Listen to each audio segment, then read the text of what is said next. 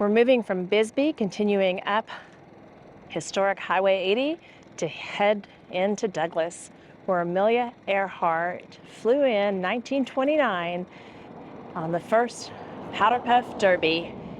Will Rogers named it the Powder Puff Derby, but the women who flew took it more serious than that.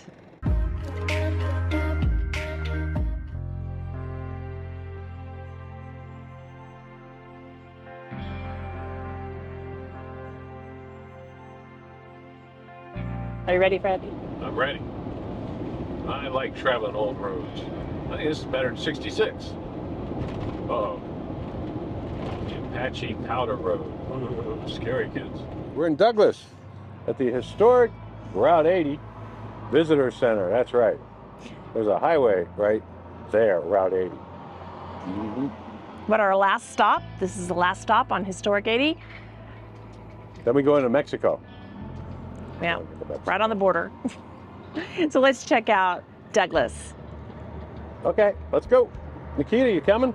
No, Nikita's in the van. All right, I'll turn on the AC for her. So this electric trolley was used to pour 1 to 4 cars full of ore. That's right, it's electric. Yeah, this is how Tesla started. Now there's the van sitting in 84-degree weather here in Arizona. Not to worry. We got the generator on, air conditioner. It's a lovely 72 inside.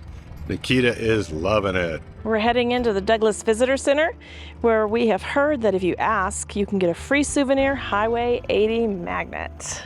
It's a beautiful gazebo right outside the Visitor Center.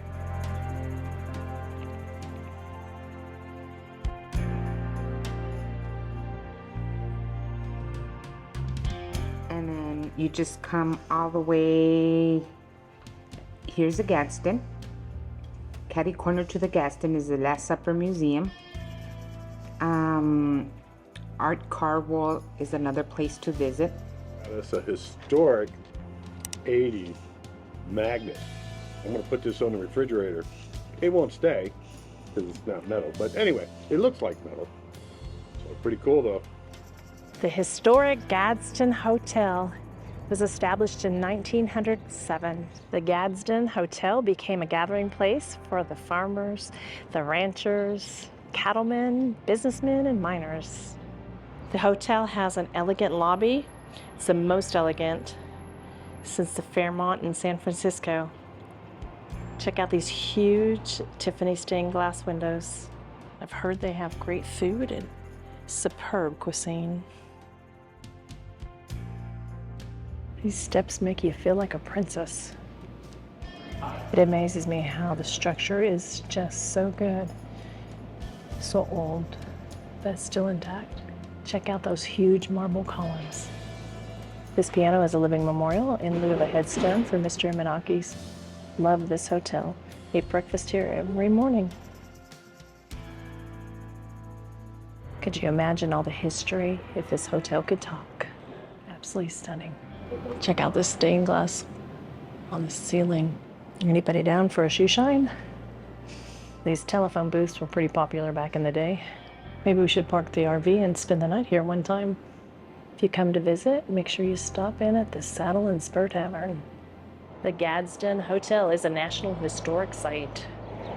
This is a cute little town. You don't want to miss it. So if you do Historic 80, come all the way down to the end. Nikita's waiting for her mommy. Mommy, hurry up. You coming in, Mommy? We're gonna go inside and check out the Last Supper Museum.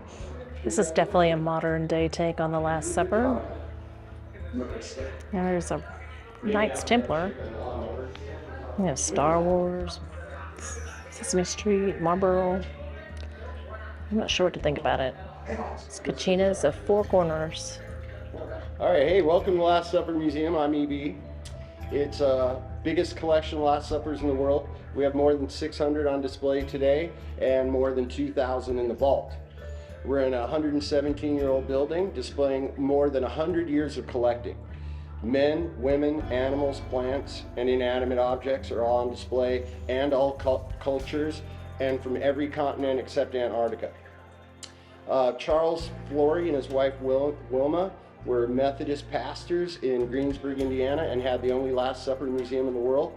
And when they retired, they basically aired their collection to ours to make it so enormous as a gift to Douglas. We created a 501c3 to get art and music for kids and work on these historic buildings. Oh, this is one. This building is about 120 years old and has been everything from a billiard hall to a horror house to a hotel to a soda fountain, jewelry store, flower shop, tire shop, clothing store. Most Last Suppers are modeled after Leonardo da Vinci's Last Supper.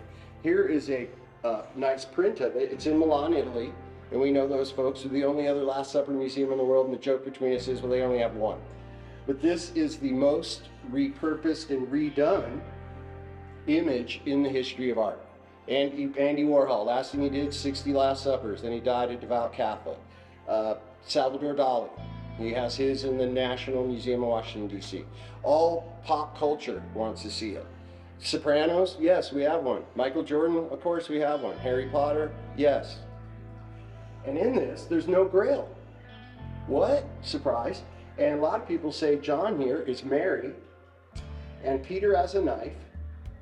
And as we go along and it's reproduced and doing the Da Vinci again, they add the Grail. This certainly doesn't look like John anymore. The knife is gone. And then they start to add the foot washing equipment. You can see in these 3 panels here. Wow. So let me just say we get very excited when a piece comes in here that is not a Da Vinci. And all the cultures want to see themselves. That's kind of part of the fun. This is wonderful because again, it's not Da Vinci and it's Guatemalan, quintessentially Guatemalan. All the cultures. Black folks, Asian folks, women. We have several native peoples. Canada, or we have the one-of-a-kind Kachina Last Supper. 31 people worked on that because each piece is a different artist. From Roswell, New Mexico's UFO Museum. They don't even have one of these anymore. We finished Historic 80. There you go.